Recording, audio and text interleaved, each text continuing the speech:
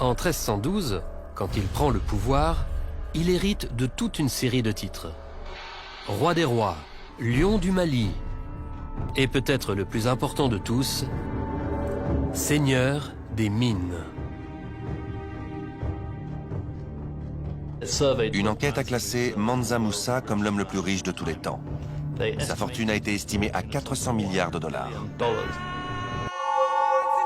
Kanga Musa est le deuxième Mansa, roi des rois de l'Empire du Mali, de 1312 à 1337. Lors de son accession au trône, l'Empire du Mali est constitué de territoires ayant appartenu à l'Empire du Ghana et au Mali, ainsi que les zones environnantes.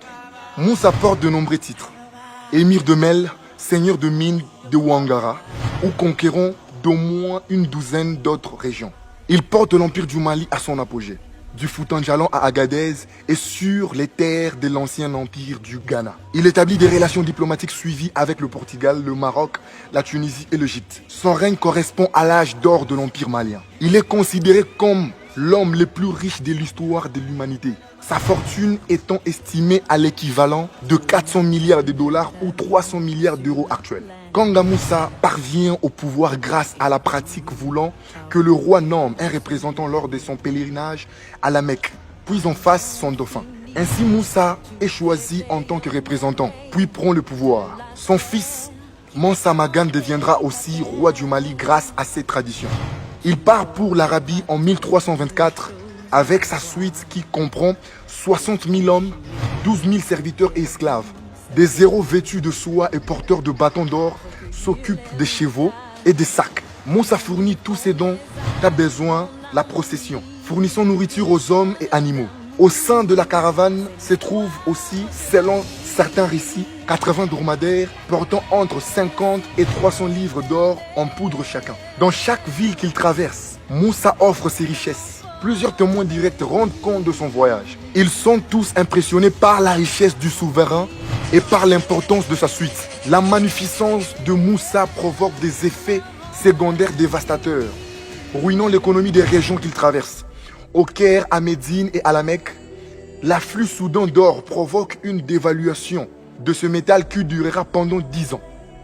Le prix de biens de consommation connaît une forte inflation. Le marché tente de s'adapter à l'afflux de richesses accompagnant la venue du roi malien. Afin de rectifier le cours de l'or, Musa emprunte à haut intérêt tout l'or qu'il peut emporter aux prêteurs du Caire. C'est la seule fois dans l'histoire qu'un homme contrôle directement le prix de l'or. Le souverain malien passe par Tombouctou à son retour de la Mecque et y installe des architectes venus du Caire afin d'édifier son palais, axe de transport principal de la région. La ville devient un carrefour religieux, culturel et commercial. Ces marchés attirent les commerçants de l'Afrique occidentale comme d'Égypte. Une médersa est fondée dans la ville. Tombouctou devient une ville renommée pour son enseignement. Les informations concernant la prospérité nouvelle de la ville parviennent jusqu'en Europe. Les commerçants de Venise, Gênes et Grenade rajoutent la cité à leurs circuits commerciaux.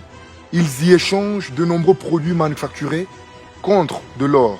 En 1330, la ville est conquise par le royaume Mossi. Après en avoir rapidement repris le contrôle, Musa y fait construire des remparts, un fort et y cantonne une armée de manière à protéger Tombouctou des futures attaques. Pour célébrer le cinquantenaire du Mali, une pièce d'or Mansa Musa a été créée à son honneur. Mansa Musa, en tant qu'un fils d'Afrique, il a pu être l'homme le plus riche de l'histoire de toute l'humanité. Toi aussi tu peux le faire. Merci.